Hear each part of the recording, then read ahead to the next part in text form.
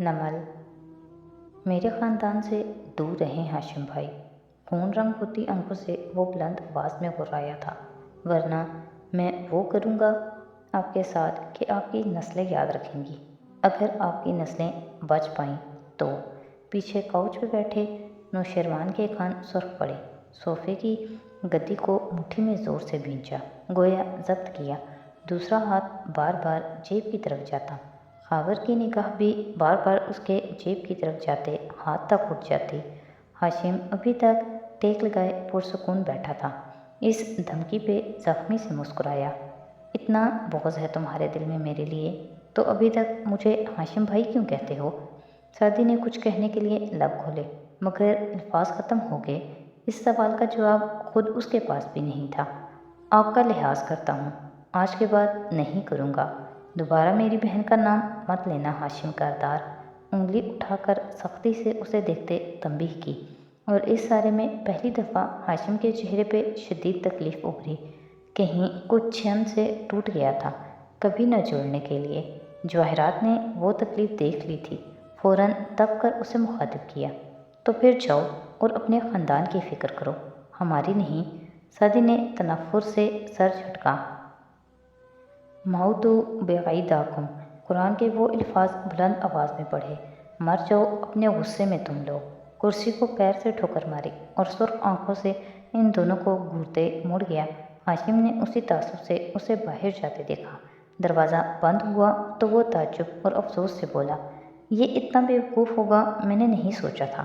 نوشیروان Saadi کے پیچھے گیا۔ خاور ابھی احتیاطاً جانے لگا تھا، مگر ہاشم کی بات نے اسے روک دیا۔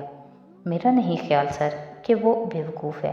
جب اسے آڈیو ملی میں نے کہا تھا یہ لڑکا گڑبڑ ہے، مگر آپ نے تب بھی اسے انڈر ایسٹیمیٹ کیا۔ اب پھر آپ وہی کر رہے ہیں۔ بس کرو یار، ہاشم نے بیزاری سے لیپ ٹاپ کھول کر سامنے کیا۔ وہ ایک معصوم بچہ ہے، مجھ سے جھوٹ تو بول نہیں سکتا۔ دیکھا نہیں کیسے ایک ہی سانس میں سب بتا دیا۔ ناک سے مکھی اڑاتے وہ اسکرین کی طرف متوجہ ہوا۔ خاور نے بے چینی سے پہلو بدلا، مگر وہ خود بھی سمجھ نہیں پا رہا تھا کہ اسے کیا چیز تنگ کر رہی تھی۔ مجھے نہیں لگتا وہ سچ بول رہا تھا سر، مجھے لگتا ہے وہ اداکاری کر رہا تھا، وہ کسی اور چکر میں تھا، وہ خود بھی متذبذب تھا۔ جواہرات نے اکتا کر اس کو دیکھتے ناک سے مکھی اڑائی۔ بہت ہو گیا سعدی نما، اب بس کر دو۔ اور ہاشم کے سامنے کرسی پر آ کر بیٹھی، ٹانگ پہ ٹانگ جمائی، گردن کی مالا کے موتیوں پہ انگلی پھیرتے سوچتے ہوئے ہاشم کو مخاطب کیا، کیا وہ کسی کو بتائے گا؟ بتانا ہوتا تو اب تک بتا چکا ہوتا۔ اسے پتا ہے کوئی اس کا یقین نہیں کرے گا۔ ابھی غصے میں کیا ہے، ٹھنڈا ہوگا تو میں بات کروں گا اس سے، میں اسے سنبھال لوں گا۔ خاور، یہ رپورٹ میں نے تمہیں کہا تھا کہ ہاشم نے اسکرین پہ کچھ دیکھتے خاور کو اشارہ کیا تو وہ، جو گاہے بگاہے بند دروازے کو بے چینی سے دیکھ رہا تھا، بادل نخواستہ اس کے قریب آ گیا۔ جواہرات موبائل نکال کر میلز چیک کرنے لگیں۔ وہ تینوں اس تماشے سے ساؤنڈ پروف دروازے کے باعث بے خبر رہے جو باہر ہو رہا تھا اور جس کا خاور کو ڈر تھا۔ تم کو اپنی شکست دکھتی ہے یا میرے حوصلے سے خائف ہو؟ سعدی جب آفس سے نکلا تو اس کا چہرہ زرد تھا اور آنکھیں گلابی۔ چھوٹے چھوٹے قدم اٹھاتے اس نے ہاشم کے آفس کے باہر ہال پار کیا، جس میں صرف حلیمہ سیکرٹری کا ڈیسک تھا۔ آگے لمبی راہداری تھی جس کے آگے لفٹ تھی۔ جگہ ایسی تھی کہ ہاشم کے آفس میں کون آ رہا ہے، کون جا رہا ہے، اس کا علم حلیمہ یا چند گارڈز کے علاوہ اس فلور پہ کسی اور کو نہیں ہوتا تھا۔ اور ابھی ہاشم کے آفس سے نکلنے والے لڑکے کا چہرہ ایسا بے رنگ ہو رہا تھا کہ وہ بھی سر اٹھا کر دیکھنے لگی، اور پھر نگاہوں کا زاویہ بدلا۔ سعدی کے عقب میں نوشیروان لمبے لمبے ڈگ بھرتا چلا آیا، چہرے پہ دبا دبا غصہ لیے۔ اس کا انداز جارحانہ تھا۔ سعدی کے ساتھ سے گزر کر وہ سامنے آ کھڑا ہوا۔ سعدی رکا، گلابی آنکھیں اٹھا کر اسے دیکھا۔ یہ میرے بارے میں کیا بکواس کر رہے تھے تم؟ نوشیروان نتھنے پھیلائے غصے سے پھنکارا۔ اس وقت تو میں خاموش رہا، کیونکہ شیروان، جب دو مرد آپس میں بات کر رہے ہوں تو تمہیں چاہیے کہ تم خاموش رہو۔ साथ ही सुर्ख पड़ती आंखों से बुलंद आवाज़ में उसे चबा चबा कर बोला कि नौशरवान का दिमाग बग से उड़ गया। मुंह यूं हो गया जैसे तमाचा मारा गया हो, और इससे पहले कि वो कुछ कह पाता, कनखियों से उसे नजर आया हाशिम की सेक्रेटरी ने हंसी छुपाने को चेहरा झुकाया था। नौशरवान ने लाल बब्बू का चेहरा उस तरफ फेरा। क्या ये हंसी रोक रही है? कि ये मुझ पे हंसी है? वो एकदम जारहाना अंदाज में डेस्क तक आया। क्या फनी लग रहा है तुम्हें? हाँ? जोर से ज़मीन पे रखे सिस्टम यूनिट को ठोकर मारी। भारी यूनिट एक तरफ को लड़खा। हलीमा की मुस्कुराहट गायब हुई। यकायक वो उठी। सर, आप क्या कर रहे हैं? बकवास करती हो मेरे आगे? नौशरवान ने बरहमी से बाजू मारकर मेज़ की चीज़ें गिरा दी। मेरा गुस्सा एक कमज़ोर लड़की पे निकाल रहे हो? मर्द बनो नौशरवान, मर्द बनो। और बस एक कहर आलूद नज़र उस पर डालकर अपना फ़ोन उठाकर आगे बढ़ गया।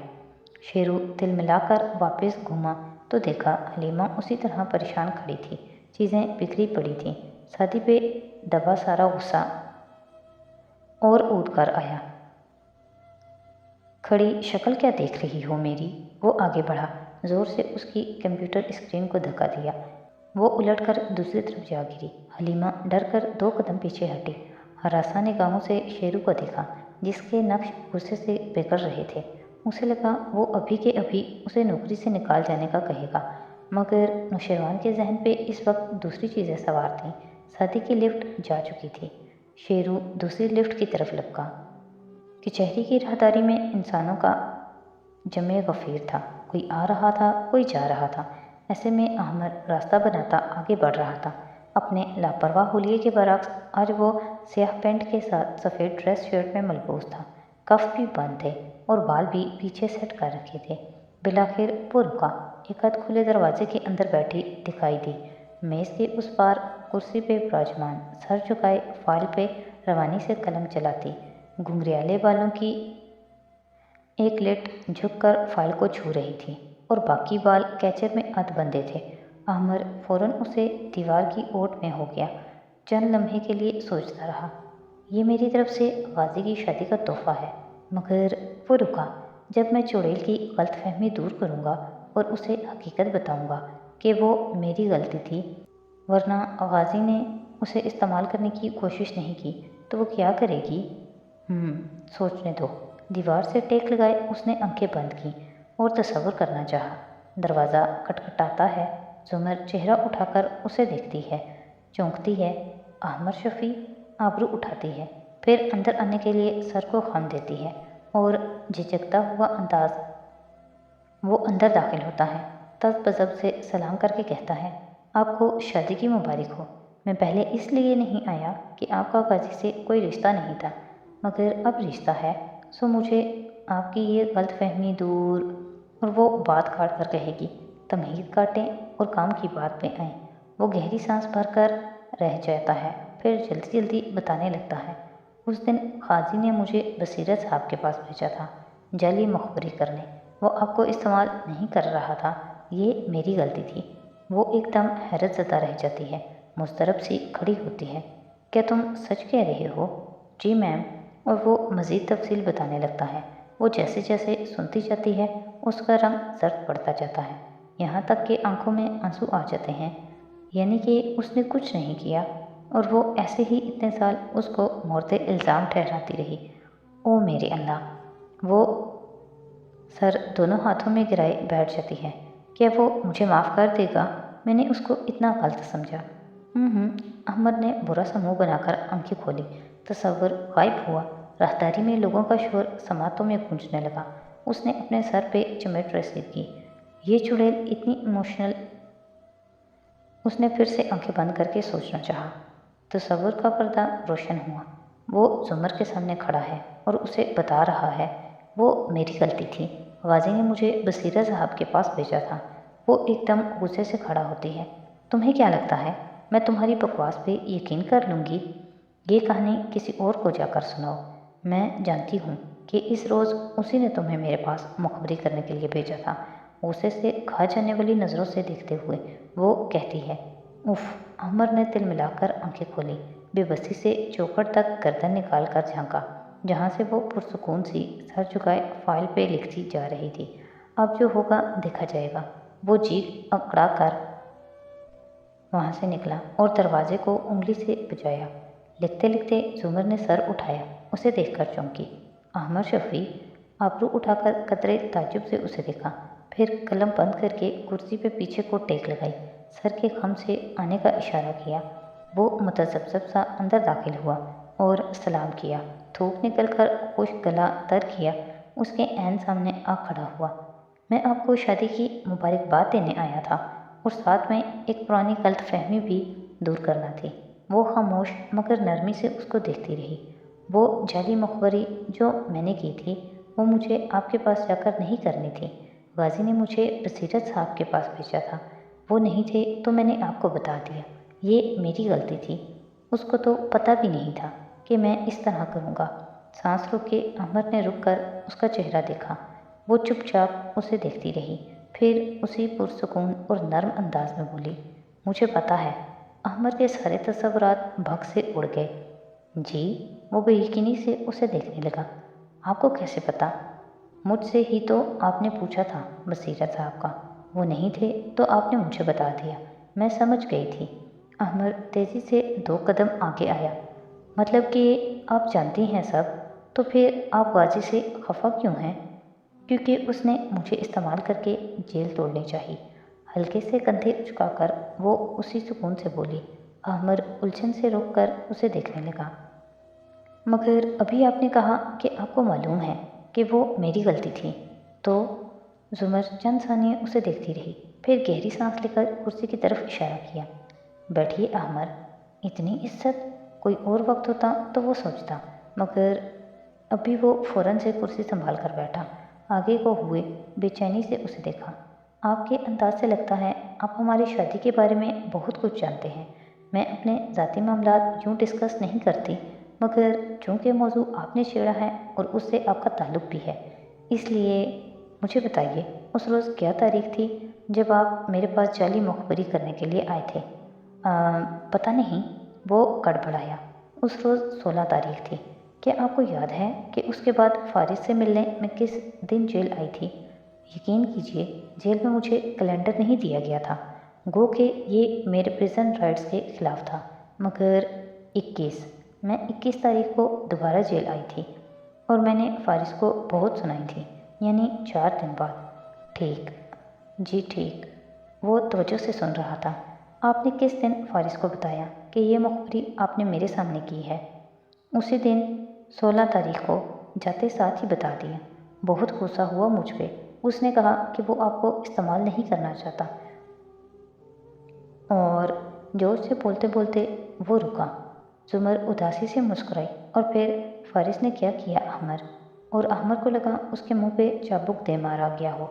वो होंकों की तरह जुमर की शक्ल देखने लगा, फिर उसने गायब दिमागी से दोहराया, आप मुझे ये बताने आए हैं कि वो बेकसूर है क्योंकि उसने कुछ नहीं किया।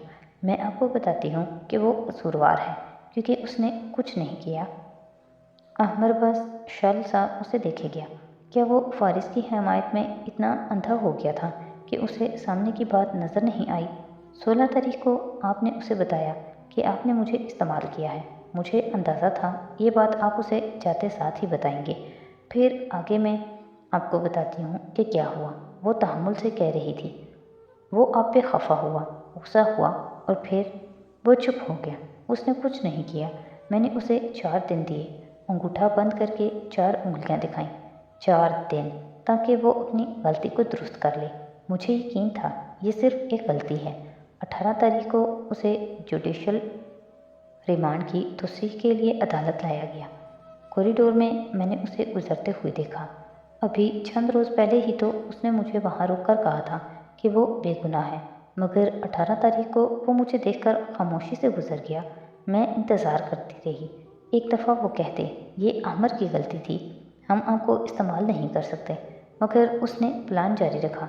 उसने प्लान जारी रखा अहमद। अहमद बिल्कुल लाजवाब सा होकर उसे देख रहा था। ये वो वक्त था जब मैंने 2.5 साल तक उसकी बात नहीं सुनी। کیونکہ مجھے ڈر تھا میں اسے معاف کر دوں گی، اور جب وہ میرے سامنے آیا تو میں نے شاید اسے معاف کر بھی دیا تھا۔ میں اس کے کیس کی خود تحقیقات کرنی چاہتی تھی، میں سب کچھ اپنے ہاتھ میں لینا چاہتی تھی۔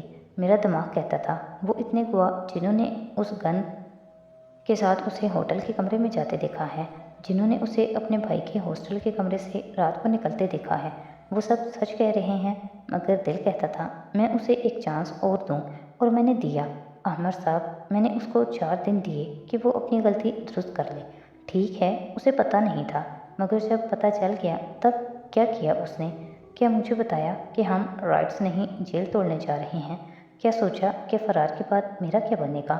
میں ایک عورت ہوں، ایک عورت کے ساتھ یہ بھری کچہری کیا کرے گی؟ اس کو معلوم تھا سب، مگر اس نے کچھ نہیں کیا۔ اس دن میں نے ہمیشہ کے لیے فارس پہ اعتبار کرنا چھوڑ دیا تھا، اب مجھے اس پہ اعتبار نہیں رہا۔ پھر بھی جب میں اس کے پاس گئی تو اس سے کہا کہ تم نے اپنے سائیڈ کک احمر کے ابرو بھینچے کو میرے پاس بھیجا، تو یہ کہتے ہوئے بھی میری خواہش تھی کہ وہ کہہ دے مجھے تو نہیں پتا، میں نے تو کچھ اور کہا تھا، مگر اس نے پلک تک نہیں جھپکی۔ یعنی وہ جانتا تھا کہ آپ مجھے کہہ آئے ہیں، اور اس نے کچھ نہیں کیا، معافی بھی نہیں مانگی۔ احمر، کیا اسے مانگنی نہیں چاہیے تھی؟ احمر کا سر خود بخود اس بات میں ہلا۔ اس نے شاید اس لیے وہ ٹھہر گیا، ساری دلیلیں ختم ہو گئیں۔ بے بسی سے اس نے زمر کو دیکھا۔ یہاں اس کا قصور ہے، مگر اس نے وہ قتل نہیں کیے۔ وہ نگاہیں زمر کے چہرے سے ہٹا نہیں پا رہا تھا، جو پرسکون سی بیٹھی تھی۔ اس کی آنکھوں میں اداسی تھی، مگر اطمینان بھی تھا۔ جب آپ کا ایک دھوکہ سامنے آ جائے تو آپ کے سارے سچ مشکوک ہو جاتے ہیں، اور یہ مت کہیے کہ اس نے وہ قتل نہیں کیے۔ آپ کے چہرے پہ لکھا ہے کہ آپ کو خود بھی یقین نہیں کہ وہ بے گناہ تھا۔ احمر نے آہستہ سے سر ہلا دیا۔ مجھے نہیں پتا وہ بے گناہ ہے یا نہیں، اس کے خلاف اتنے ثبوت ہیں کہ اگر سوچو تو وہ قاتل لگتا ہے، مگر وہ میرا دوست ہے، مجھے اس کی ہر بات ٹھیک لگتی ہے۔ آئی ایم سوری، ہم نے بہت غلط کیا۔ خفت سے گردن جھکائے وہ بولا، مجھے آپ کی معذرت سے کوئی فرق نہیں پڑتا، آپ میرے لیے کچھ نہیں لگتے۔ نرمی سے کندھے اچکا کر وہ بولی تو وہ اسے دیکھ کر رہ گیا، پھر اٹھ گیا۔ اگر آپ کو کبھی یہ معلوم ہوا کہ وہ بے گناہ ہے اور اسے پھنسایا گیا ہے تو آپ کیا کریں گی؟ وہ بے گناہ نہیں ہے، کم از کم مجھے اس پہ یقین نہیں آتا۔ میں دوبارہ آپ سے معذرت کرتا ہوں۔ اس کا آفس چھوڑنے سے پہلے احمد نے پھر سے کہا۔ زمر نے سر کو بس کام دیا، مگر وہ جانتا تھا کہ اس نے معذرت قبول نہیں کی تھی۔